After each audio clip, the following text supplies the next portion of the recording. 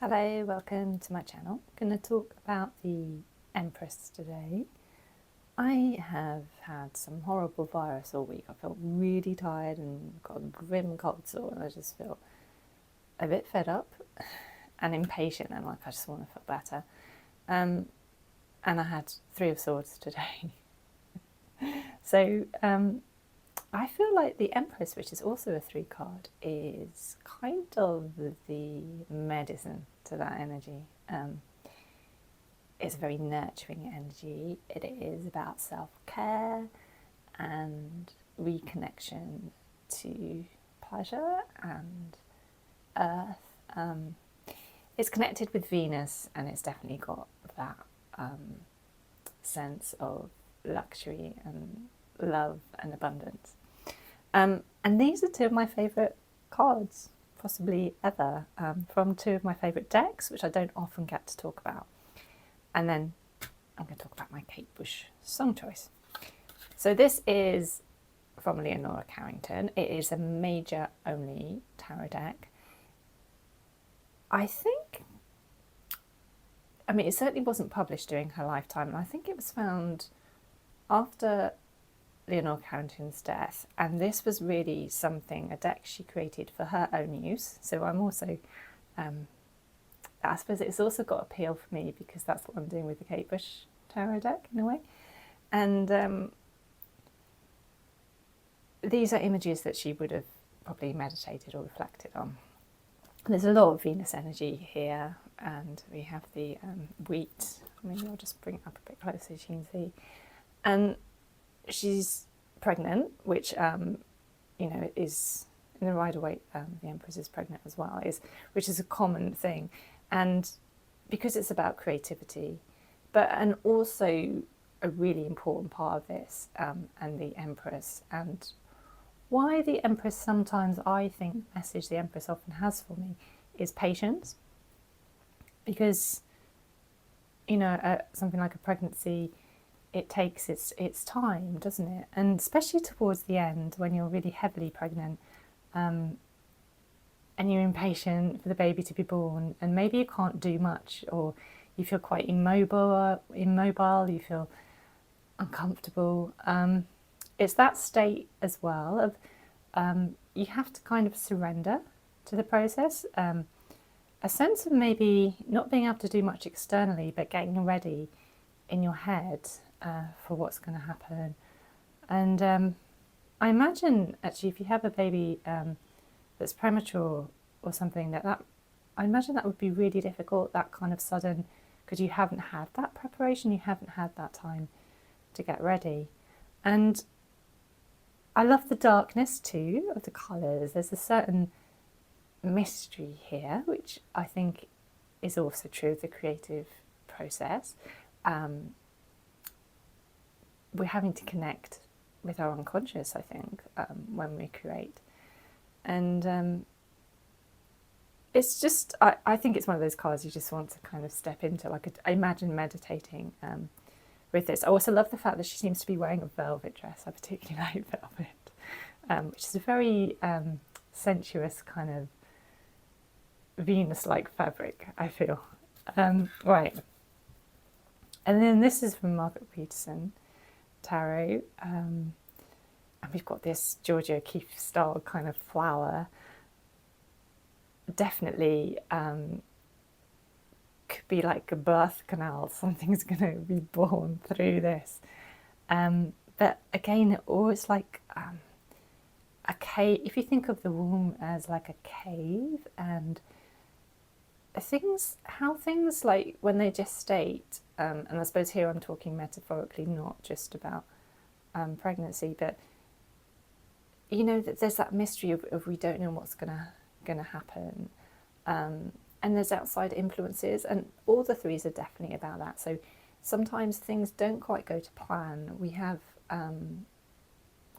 other people and other people's interests and things, and it's also how we negotiate that when we're creating something. So I think the card that I have chosen, or the song rather, is Sensual World. And it's an interesting history of this song. Is quite interesting. So I just thought I'd talk about that quickly. Stepping out of the page into the sensual world, the idea of this. So with this song, the song is based on Molly Bloom's soliloquy in Ulysses. I haven't read Ulysses, so I don't feel I can go deeply into, I wish I could, into about Molly Bloom. But Kate Bush wanted to use the exact words, and that was her first draft, if you like, or her first version of the song. And she took a whole year to try and get permission from the James Joyce estate, and they refused it. So she was very frustrated, and she ended up having to change the lyrics.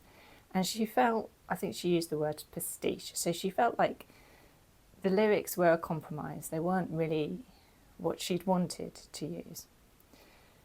And the whole concept, I think, which I think is a nice one, is that in her song of Sensual World, that Molly Bloom is stepping out of that two-dimensional world of the story of the book, and she's experiencing the world through her senses, which is a real kind of Empress idea, I think, of relating to the world on that sensual kind of a physical basis. So I think that's a lovely idea.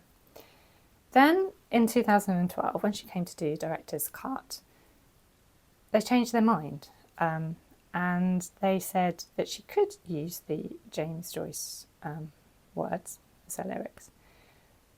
So she changed it, and it became Flower of the Mountain. And I'd be interested if you want to leave a comment which version you prefer, whether you prefer Sensual World or you prefer Flower of the Mountain. Now, I listened to Sensual World when I was 16. I had no idea about the whole Molly Bloom thing, and that is my favourite version. Now, is it just because I listened to that first? Because actually Kate Bush's first view of that song would have been Flower of the Mountain. But I don't know. I've listened to it again recently, and I don't think the words quite work with the melody as well in Flower of the Mountain. I find some of the instrumentation intrusive on the vocal in that version. I don't like it as much.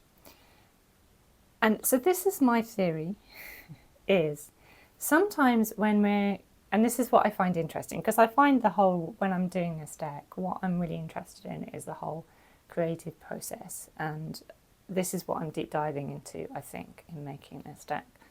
And what I find interesting is I think sometimes when we struggle, when something isn't going our way in the creative process, we as the creators almost go off the work. We can't disassociate the work from all the kind of frustrations and annoyances that went into producing it. And I think that's what happened with Kate Bush with Sensual World. It was always in her mind, maybe, associated with not getting the permission, with not being able to do what her first vision was.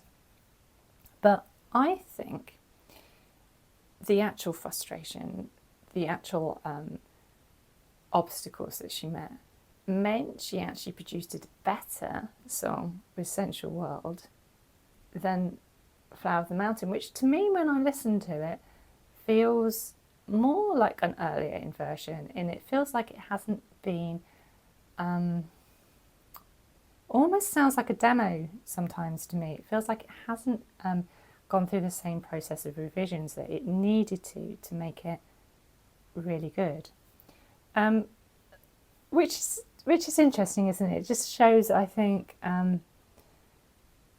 that the creative, whatever we're creating, this is why the metaphor thing of birth works really well, I think, for what we create, because it has a life of its own. The work has a life of its own, and it wants to be what it wants to be. And maybe, us as creators don't have complete control over that. And I think that is definitely the message with the Empress. So that is my take. on the card, on the song. As always, be really interested to know what you think too. Thanks for watching. Goodbye.